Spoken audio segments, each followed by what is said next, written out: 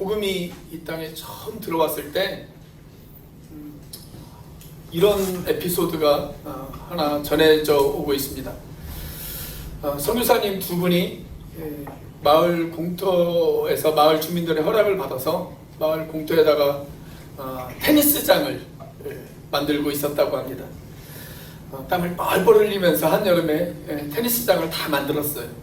다 만들고 이제 두 선교사님이 열심히 테니스 게임을 즐기고 있었습니다.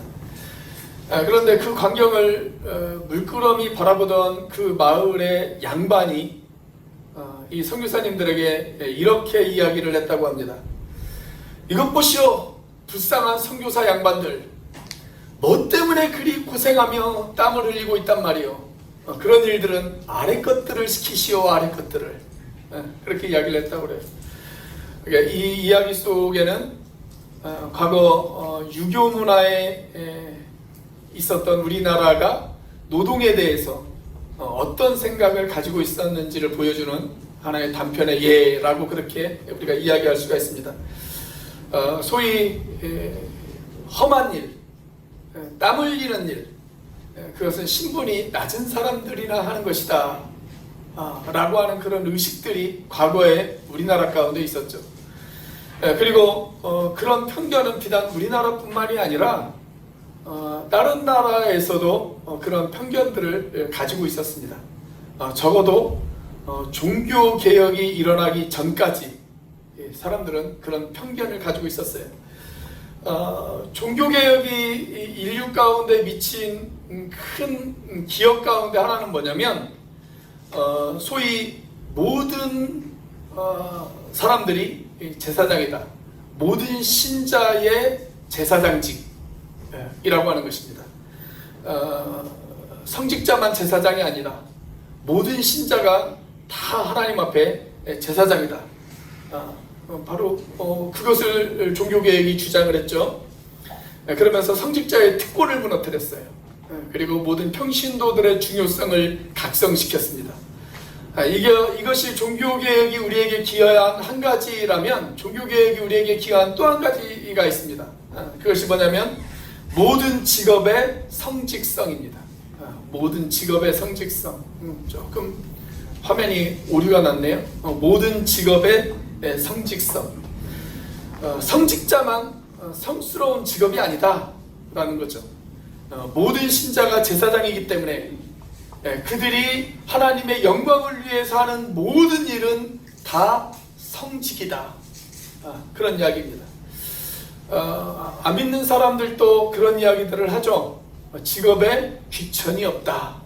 그런 말들을 하죠. 그런데 그 이야기가 어디에서 나왔냐면 종교개혁에서 나왔습니다. 종교개혁에서. 직업에는 귀천이 없다. 하나님의 영광을 위해 하는 모든 일은 다 거룩한 일이고 다 성직이다. 그런 이야기입니다.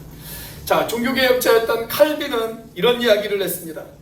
그 직업이 우리를 죄짓게 하는 일이 아니라고 한다면 직업 자체가 직업의 거룩성을 결정하지 않는다. 중요한 것은 그 직업에 임하는 동기와 그 직업에 임하는 태도와 그 직업에 임하는 목적에 따라서 그 직업의 거룩성이 결정되어진다. 그런 이야기를 했습니다. 저는 목사가 성직이라고 믿습니다. 그런데 목사만 성직은 아닙니다. 내가 무슨 일을 하든지 내가 일하고 있는 그곳에서 거룩한 동기를 가지고 일을 하고 있다면, 그리고 거룩한 태도로 일을 하고 있다면, 거룩한 목적을 가지고 일을 하고 있다면 그 어떤 직업도 다 성직이다. 이것이 바로 성경의 가르침입니다. 유명한 인권운동가이면서 동시에 흑인 해방운동가였던 마틴 루터 킹 목사님은 이런 이야기를 했어요. 어느 날 이분이 워싱턴 시내 흑인가를 이렇게 걸어가고 있었다고 그래요. 그런데 그때 흑인 청소부 한 사람이 지나가는 행인을 바라보면서 욕설을 내뱉기 시작을 하는 거예요. 그리고 가지고 있던 빗자루를 팍 내팽개쳐 버렸어요. 그 모습을 이렇게 물끄러미 바라보고 있던 이 마틴 루터 킹 목사님이 그에게 다가가서 그의 어깨에 조용히 손을 얹은 다음에 이렇게 이야기를 했다고 그래요. My brother, 내 형제요. 그대는 하나님이 그대를 위해 창조하신 이 아름다운 세상의 한 모퉁이를 하나님의 영광을 위하여 깨끗하게 하고 있다는 그 거룩한 자부심을 가질 수는 없겠는가? 그런 이야기를 했다고 그래요. 그렇습니다, 여러분. 우리가 어떤 일을 하더라도 우리가 하나님의 영광을 위하여 그 일을 하고 있다면 그 일이 바로 성직입니다. 성직. 그리고 그 일터가 거룩한 일터입니다. 이것이 성경의 가르침이고 성경의 교훈입니다. 자, 사도 바울은 우리가 지난주에 살펴보았던 에베소서 5장 18절 말씀을 통해서 성령 충만에 관해서 저와 여러분들에게 이야기를 했습니다. 자, 에베소서 5장 18절 말씀 같이 한번 읽어보겠습니다. 시작. 술 취하지 말라. 이는 방탕한 것이니 오직 성령으로 충만함을 받으라. 자, 그리고 5장 22절 말씀부터 33절까지 말씀을 통해서 성령 충만한 부부에 관해서 이야기를 하고 있어요. 성령으로 충만한 부부, 어떤 모습일까요? 피차 서로 사랑하고 서로 복종하는 모습, 그것이 성령 충만한 부부의 모습이다. 그렇게 이야기를 하고 있습니다. 자, 그리고 6장 1절 말씀부터 4절까지를 통해서 이번에는 성령 충만한 가정의 모습을 이야기하고 있습니다. 성령 충만한 가정, 그 가정은 부모와 자녀들이 피차에 사랑하고 복종하는 그런 모습이다. 그렇게 이야기를 하고 있습니다. 자, 그리고 오늘 본문 말씀에 보면 이제 바울이 주인과 종에 관해서 이야기를 하고 있어요. 종과 주인, 주인과 종에 관해서 이야기를 하고 있습니다. 자, 주인과 종을 요즘으로 하자면 어떻게 이야기할 수가 있을까요? 고용인과 피고용인, 다시 말하면 노사관계를 이야기할 수가 있겠죠. 노사관계. 자, 만약에 우리의 일터에서 고용인이 성령 충만하다면, 그리고 그 일터에서 일하고 있는 피고용인이 성령 충만하다면, 여러분, 우리의 일터가 어떻게 변화되어질 수 있을까요? 피차에 사랑하고 복종하게 되어집니다. 그러니까 성령 충만의 모든 결과들이 다 똑같아요. 성령 충만한 부부도 피차에 서로 사랑하고 복종하는 것이고, 성령 충만한 가정도 피차에 사랑하고 복종하는 것이고, 성령 충만한 일터도 피차에 사랑하고 복종하게 되어진다라는 거예요. 자, 바울이 이 편지를 기록할 당시에 로마 제국에는 무려 6천만 명이 넘는 노예들이 있었다라고 그렇게 알려져 있습니다. 노예의 수가 우리나라 인구보다 많아요. 우리의 인구보다. 도시에 따라서는 그 도시의 3분의 1이 노예였어요. 많은 경우에는 그 도시의 절반 이상이 노예이기도 했습니다. 그러니까 두 사람 중에 한 사람은 노예였다 라고 그렇게 볼 수가 있는 거예요. 우리 서로 옆에 있는 분 한번 쳐다보십시오. 한번 쳐다보세요. 내가 노예였을 것 같습니까? 그 사람이 노예였을 것 같습니까? 자, 그런데 에베소라고 하는 도시도 예외는 아니었어요.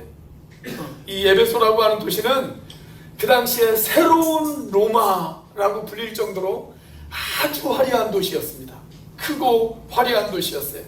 로마의 모든 풍습과 로마의 모든 문화를 그대로 가져온 도시. 그래서 제2의 로마다라고 불릴 만한 그런 도시였습니다. 자, 그런 사회 속에서 바울은 지금 주인과 종을 권면하고 있어요. 자, 그렇다면 바울이 무엇이라고 권면했을까요? 동시에 우리의 일터가 거룩한 일터가 되어지기 위해서 우리는 어떤 자세를 가져야 할까요? 첫째, 피고용인은 순종과 기쁜 마음으로 일해야 한다라는 것입니다. 피고용인은 순종과 기쁜 마음으로 일해야 한다. 자, 오늘 본문 말씀에 보면 이 두 가지가 강조되어지고 있어요. 하나는 순종이 강조되어지고 있고, 하나는 기쁜 마음으로 즐겁게 일해야 된다라는 사실이 강조되어져 있습니다. 자, 먼저 5절 말씀을 함께 읽어보겠습니다. 같이 읽습니다. 시작. 종들아, 두려워하고 떨며 성실한 마음으로 육체의 상전에게 순종하기를 그리스도께 하듯하라. 여기 육체의 상전에게 순종해라. 그렇게 이야기하고 있죠. 순종해라. 그런데 중요한 것은 왜 순종해야 하느냐 하는 거예요. 왜 순종해야 하느냐. 그냥 단순히 그 사람이 나를 고용한 사람이고, 그 사람이 나에게 월급을 주는 사람이고, 그 사람이 나의 생사여탈권을 가지고 있는 사람이라서 그 사람에게 순종해야 하는 것일까요? 만약 그런 이유 때문에 그 사람에게 순종하라 라고 성경이 우리에게 가르치고 있다면 성경의 가르침과 세상의 가르침은 아무런 차이가 없을 것입니다. 그런데 여기 세상에 가르치지 못하는 아주 놀라운 이유 하나를 성경이 우리에게 이야기하고 있어요. 그것이 바로 6절입니다. 6절. 자, 6절 말씀 같이 한번 읽어보겠습니다. 시작. 눈가림만 하여 사람을 기쁘게 하는 자처럼 하지 말고 그리스도의 종들처럼 마음으로 하나님의 뜻을 행하고. 자, 여기 저와 여러분의 일터를 어떻게 이야기하고 있어요? 일터는 단순히 그냥 돈 버는 곳이 아니다. 일터는 어떤 곳이냐? 일터는 하나님의 뜻을 행하는 곳이다. 그렇게 이야기하고 있습니다. 우리의 일터는 하나님의 뜻을 행하는 곳이다. 그래서 하나님의 뜻을 행하는 곳이기 때문에 그냥 단순히 눈가림식으로 일하지 말아라. 그렇게 이야기하고 있어요. 적당히 눈가림해가지고 그냥 그 순간만 넘어가면 되지. 이런 마음으로 일하지 말라는 거예요. 성경에서 눈가림을 대표하는 것이 있다고 한다면 저울이에요. 저울. 성경에 보면 이 저울에 관한 이야기가 엄청 많이 등장을 합니다. 대표적인 성경 구절 우리 하나 찾아볼까요? 신명기 25장 13절입니다. 같이 한번 읽어보겠습니다. 신명기 25장 13절 시작.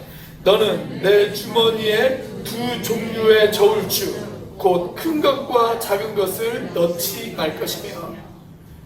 저울추를 속이지 말라는 거예요. 눈가림하지 말라는 거예요.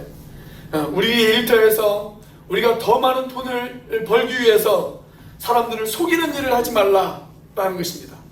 무게를 속이고 금액을 속이고 액수를 속이고 개수를 속이고 그렇게 적당히 눈가림식으로 일하지 말라.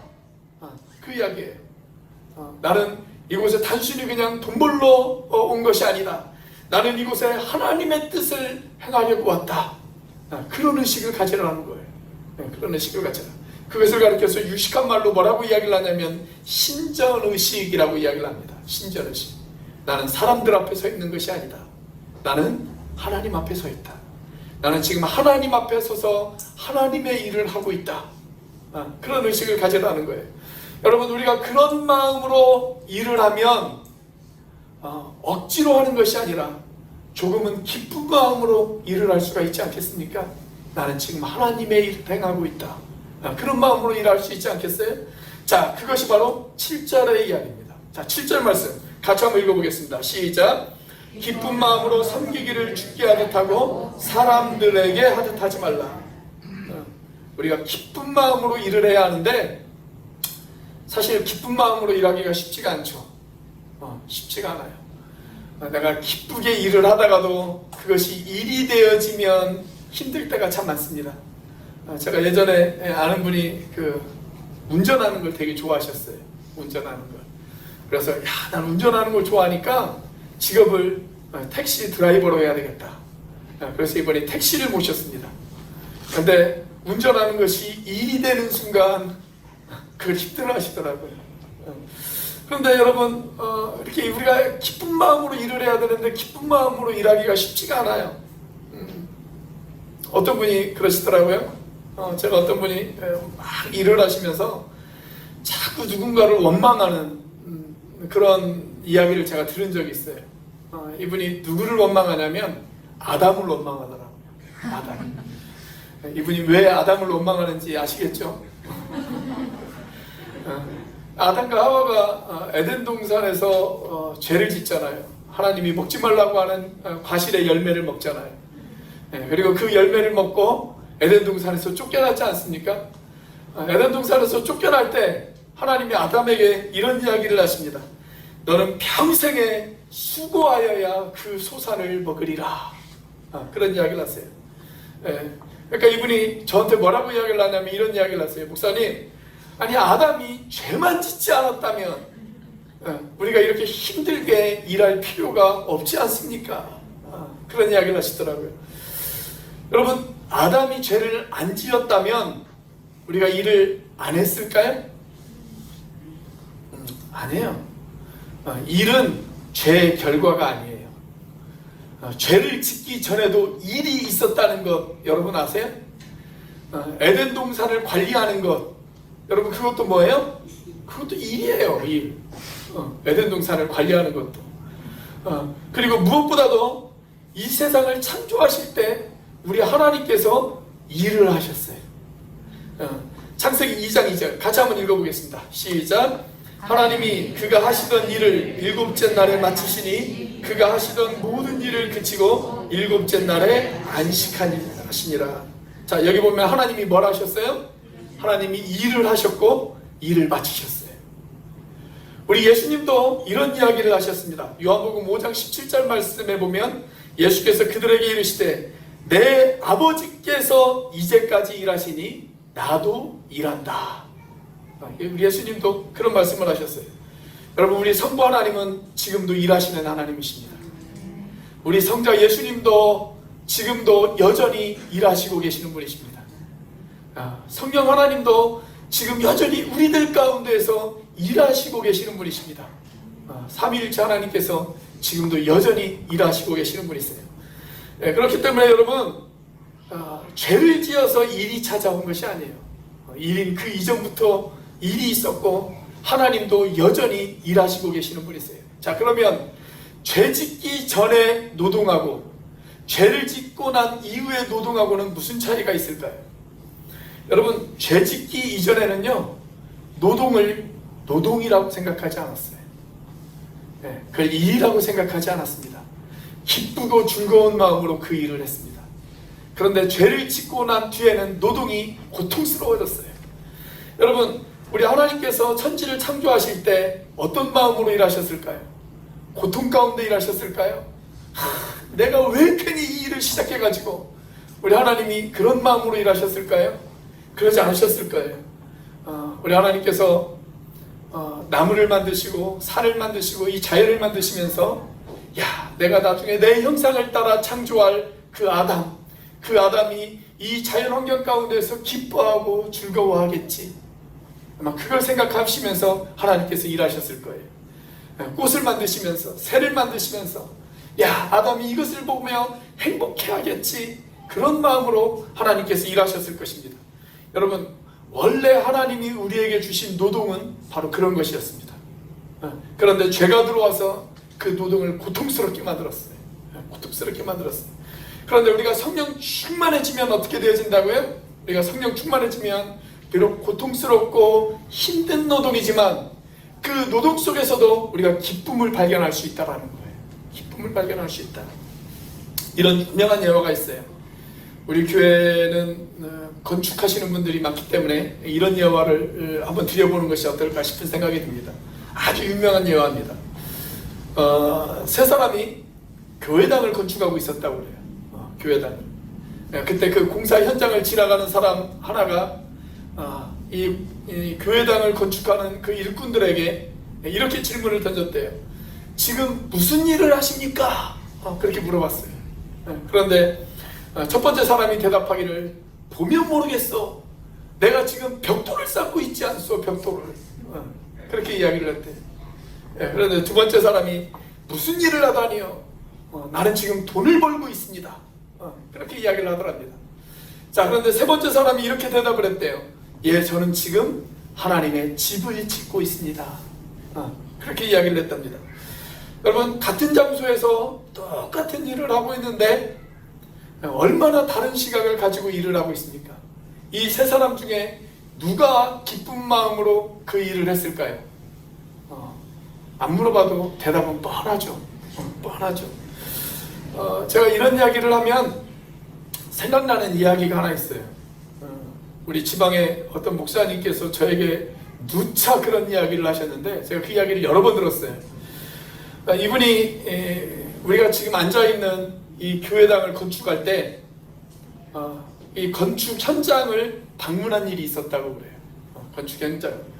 그때가 아주 무더운 여름이었다고 합니다. 지금보다도 훨씬 더 더운 아주 무더운 여름이었대. 근데 건축 현장을 방문했는데 그때 누가 계셨냐면 우리 저 뒤에 앉아 계신 우리 박종영 장로님이 땀을 뻘뻘 흘리시면서 일을 하고 계셨대요. 근데 제가 거짓말 하나 안 보태고 그분이 하신 이야기 그대로 일도 보태지 않고 말씀을 드리자면 그분이 이런 이야기를 하시더라고요.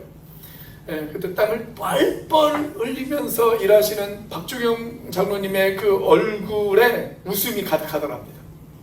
웃음에 가득하시더라고요. 그래서 얼마나 밝게 일하는지 마치 천사를 보는 것 같았다. 그렇게 이야기하시더라고요. 제 이야기가 아니에요.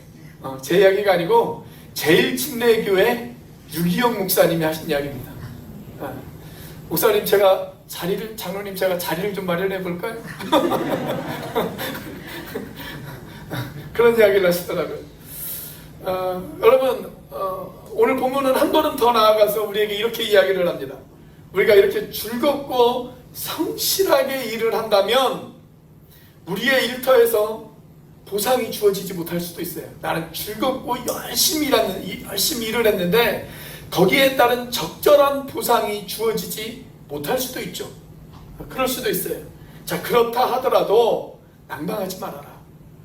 주님께서 나중에 그 상급을 보상해 주실 것이다. 그걸 기대하고 열심히 일해라. 그렇게 이야기합니다. 그것이 바로 8절입니다. 자, 8절 말씀 같이 한번 읽어보겠습니다. 시작. 이는 각 사람이 무슨 선을 행하든지 종이나 자유인이나 주께로부터 그대로 받을 줄을 알미라. 나중에 주님께서 보상해 주실 것이다. 그렇기 때문에 너희들은 사람들을 무서워해서 일해서도 안 되고 사람들을 기쁘게 하려고 일해서도 안 된다. 우리는 하나님을 바라보고 일해야 된다. 그 이야기입니다. 그래서 직업을 영어로 뭐라고 이야기하냐면 vocation이라고 그렇게 이야기를 합니다. 소명이라고 하는 말입니다. 소명. 저는 저와 여러분의 일터가 하나님께서 우리를 부르신 그 소명의 자리가 되어지시기를 주님의 이름으로 축원합니다. 자, 우리의 일터는 어떤 자세로 우리가 우리의 일터 가운데서 일을 해야 될까요? 두 번째로 고용인의 자세는 존중과 절제하는 마음으로 피고용인을 대해야 된다라는 거예요. 고용인은 존중과 절제로 피고용인을 대해야 된다. 자, 9절 말씀이죠. 같이 한번 읽어보겠습니다. 시작. 상전들아 너희도 그들에게 이와 같이 하고 위협을 그치라. 이는 그들과 너희의 상전이 하늘에 계시고 그에게는 사람을 외모로 취하는 일이 없는 줄 너희가 알미라. 자, 여기 보면 무엇을 하라 라고 하는 적극적인 명령하고 무엇을 하지 말아라 라고 하는 소극적인 명령이 같이 등장을 합니다. 자, 우선 적극적인 명령 무엇입니까? 9절이 어떻게 시작해요? 상전들아 너희도 그들에게 이와 같이 하고 그렇게 기록되어 있어요. 이와 같이 하고 이와 같다라는 것은 무슨 말이에요? 지금까지 종들에게 했던 그 이야기, 그 이야기죠. 5절에서 8절까지의 말씀, 그 말씀을 너희들도 하라. 그 이야기입니다. 너희들도 하라. 성경은 종들에게만 순종을 명령하지 않습니다. 성경은 주인에게도 종들에게 순종해야 된다라고 명령하고 있습니다. 그것을 가리켜서 우리는 다른 말로 뭐라고 이야기를 하냐면 뭐라고 이야기를 해요? 존중이라고 이야기를 합니다. 주인도 종들을 존중해야 된다. 그 이야기예요. 종이라고 해서 함부로 대하지 말고 종이라고 해서 인격적으로 무시하지 말고 그들을 존중해야 된다. 그렇게 이야기하고 있어요. 자, 그런데 여기 부정적인 경고도 함께 나와요. 부정적인 경고, 소극적인 경고. 그게 뭡니까? 위협하지 말아라 라는 것입니다. 위협하지 말아라. 내가 높은 자리에 있다고 낮은 자리에 있는 사람을 비인격적으로 대하지 말아라. 내가 갑의 자리에 있다고 해서 을의 자리에 있는 사람을 함부로 대하지 말아라. 그 이야기예요. 화가 나도 좀 절제해라. 화난다고 해서 화를 다 풀어놓지 말고 좀 절제해라. 그 이야기예요. 그 이야기. 자, 왜 그렇게 해야 될까요?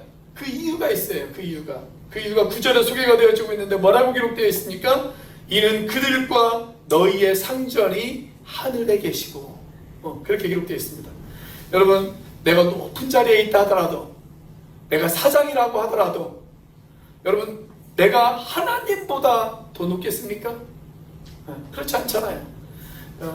우리의 주인 중에 주인, 내 상전 중에 상전, 왕 중에 왕, 그분이 우리 하나님이시잖아요. 그런데 우리가 언젠가는 그분 앞에 서게 될 것이란 말이죠. 내가 그분 앞에 서게 되어질 때 나의 모든 것들이 다 드러나게 되어질 것입니다. 내가 했던 과거의 모든 허물들, 약점들, 실수들, 그 모든 것들이 다 드러나게 되어질 거예요. 자, 그때 저와 여러분들이 우리 하나님 앞에 무슨 말을 하게 되어질까요? 우리가 할 수 있는 말 딱 한마디밖에 없을 거예요. 주님, 저를 불쌍히 여겨주세요. 불쌍히 여겨주세요.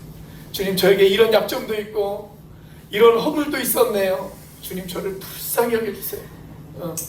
그런데 만약에 주님께서 우리를 불쌍히 여겨주시지 않으시고 그분이 분노를 폭발하시면 어떻게 되어질까요? 저와 여러분 중 하나님 앞에 서 있을 수 있는 사람은 아마 아무도 없을 것입니다. 그런데 그분이 우리를 불쌍히 여겨주신단 말이죠. 우리에게 분노하지 않으시고 우리를 불쌍히 여겨주시고 우리를 위협하지 않으시고 우리를 긍휼히 여겨주신단 말이시죠. 그걸 생각하면서 너희도 너희 밑에 있는 사람들을 그렇게 대하라는 거예요. 그렇게 대하라. 그 이야기입니다. 저는 이제 초대교회에 있었던 가장 아름다운 주종관계에 대해서 여러분들에게 말씀을 드리도록 하겠습니다. 초대교회 가장 아름다웠던 주인과 종의 관계에 있었던 두 사람에 관한 이야기를 여러분들에게 들려드릴게요. 빌레몬과 오네시모라고 하는 사람에 관한 이야기입니다. 오네시모라고 하는 이 사람은 원래 골로새 지방의 그리스도인이었던 아주 부자 빌레몬이라고 하는 사람의 노예였습니다. 빌레몬이 주인이었고 오네시모가 노예였어요. 그런데 어느 날 자기 주인 빌레몬의 재산에 큰 피해를 입힙니다. 그리고 처벌이 두려워서 도망을 갑니다. 그렇게 도망을 갔는데 로마에서 붙잡혀요. 로마에서 붙잡혀요. 그리고 감옥에 갇히게 되어져요. 그런데 그 감옥에서 누구를 만납니까? 바울을 만나게 되어지죠. 바울에게 복음을 듣습니다. 그리고 예수를 믿기 시작을 합니다. 자, 그렇게 바울에게 복음을 듣고 예수를 믿어 예수의 제자가 되어졌습니다. 그래서 바울이 이 오네시모를 향해서 뭐라고 이야기를 하냐면 갇힌 중에 낳은 아들이다. 그렇게 이야기를 해요. 감옥 안에서 낳은 아들이다. 그 이야기죠. 자, 그렇게 예수의 제자가 되었지만 과거를 청산해야 될 필요가 있었어요. 이 오네시모가 더 크게 하나님 앞에 쓰임받기 위해서는 과거를 청산해야 돼요. 주인과의 관계를 회복해야 될 필요성이 있었습니다. 자, 그래서 바울이 어떻게 합니까? 이 오네시모를 예전에 주인이었던 빌레몬에게 되돌려 보냅니다. 그런데 그 당시의 법은 노예가 도망가면 그 노예를 반드시 잡아 죽이게 되어져 있어요. 더구나 이 오네시모는 그냥 도망간 노예가 아니잖아요. 주인의 재산에 막대한 피해를 입힌 노예잖아요. 그러니까 그 당시 법으로는 죽어마땅한 사람이었어요. 죽어마땅한 사람. 자, 그런데 바울이 그를 주인 빌레몬에게 되돌려 보내면서 아주 감동적인 편지 한 장을 씁니다. 정말 딱 한 장으로 되어진 편지입니다. 그 편지가 어떤 편지냐면 빌레몬서라고 하는 편지예요. 빌레몬서. 자, 그 빌레몬서 10절 말씀 같이 한번 읽어보겠습니다. 시작. 갇힌 중에서 낳은 아들 오네시모를 위하여 내게 간구하노라. 자, 그러면서 바울이 빌레몬에게 이런 부탁을 해요. 16절에서 18절까지 말씀 같이 한번 읽어보겠습니다. 시작. 이후로는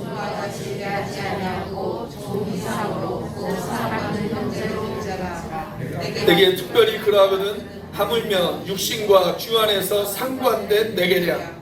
그러므로 내가 나를 동역자로 할진대 그를 영접하기를 내게 하듯 하고, 그가 만일 내게 불의를 하였거나 내게 빚진 것이 있으면 그것을 내 앞으로 계산하라. 그를 용서해줘라. 용서해줘라. 그리고 너의 형제처럼 여겨달라. 혹시 그가 너에게 빚진 재산상의 불이익 때문에 그런 거라면 내가 대신해서 갚아주겠다. 바울이 지금 그런 이야기를 하잖아요. 자, 그 뒤에 이 오네시모는 어떻게 되어졌을까요? 성경에 안타깝게도 그 뒷이야기가 나오지를 않습니다. 그래서 우리는 그 후의 이야기를 어쩔 수 없이 교회 전승을 의지할 수밖에 없습니다. 교회 전승에 의하면 빌레몬은 돌아온 노예 오네시모를 바울이 부탁한 대로 아주 따뜻하게 맞이해 줬다고 그래요. 아주 따뜻하게 맞이해 줬어요. 그리고 그에게 자유를 줬어요. 너는 이제 더 이상 노예가 아니다. 너는 자유인이다. 자유를 줬어요. 그리고 그를 자기의 형제로 맞이했습니다. 자기의 형제로 맞이하고, 이 빌레몬은 오네시모에게 이런 부탁을 했다고 합니다. 나 대신에 바울을 좀 따라다녀라. 바울 선생님을 따라다니고 그 바울 선생님을 잘 보필해드려라. 그렇게 부탁을 했다고 그래요. 자, 그래서 오네시모는 바울을 따라다니면서 이제 사역을 감당하기 시작을 합니다. 그 후에 바울이 개척했고 사도 요한이 열심히 목회했던, 우리가 지금 살펴보고 있는 이 에베소 교회의 감독으로 오네시모가 오게 되었습니다. 담임 목사로 오게 되어져요. 여러분, 주인에게 제사상의 큰 피해를 입히고 도망갔던 노예 오네시모가 1세기 초대교회의 가장 영향력 있는 영적 지도자로 탈바꿈되어지는 순간이에요. 그것이 누구 때문에 가능했냐면 바울의 사랑과 빌레몬의 배려 때문에 그것이 가능했던 거예요. 자, 이 에베소서가 쓰이고 나서 한 50년 정도가 지나고 난 뒤에 안디옥 교회의 감독이었던 이그나티우스라고 하는 사람이 있습니다. 이 사람이 나중에 순교를 당하거든요. 어떤 사람은, 어떤 학자들은 이 이그나티우스가 누구냐라고 할 때 이렇게 대답을 하시는 분들도 있더라고요. 마태복음 18장에 보면 그 예수님께서 어린아이 하나를 데리고 오십니다. 데리고 오면서 예수님께서 뭐라고 이야기를 하시냐면, 누구든지 이 어린아이와 같지 않으면 결단코 천국에 갈 수 없다 라고 했던 그 어린아이가 바로 이 이그나티우스다 라고 이야기하는 학자들도 있어요. 그런데 근거는 없어요. 근거는 없어요. 자, 아무튼 이분이 나중에 로마에서 순교를 당해요. 로마에서 순교를 당하는데, 순교를 당하기 위해서 로마로 떠나가는 그 길에 편지를 하나 씁니다. 그런데 그 편지에서 뭐라고 이야기를 하냐면 이런 이야기를 해요. 오네시모를 언급하면서 가장 존경할 만한 지도자가 바로 오네시모다. 그렇게 이야기를 해요. 우리 가운데 가장 존경할 만한 지도자가 바로 오네시모다. 그런 이야기를 합니다. 자, 그런데 이 감동적인 드라마는 여기에서 끝나지 않습니다. 이 오네시모를 용서하고 이 오네시모에게 자유를 주었던 그의 주인 빌레몬, 이 빌레몬이 나중에 오네시모가 변화가 되어지잖아요. 예수 믿고 그의 인생이 완전히 변화되어져서 초대교회의 영적인 지도자로 우뚝 서게 되어지잖아요. 자, 그 모습을 보고 누가 큰 마음 가운데 도전을 받았냐면 옛 주인이었던 빌레몬이 도전을 받아요. 그래서 자기도 열심히 신앙생활을 하기 시작을 합니다.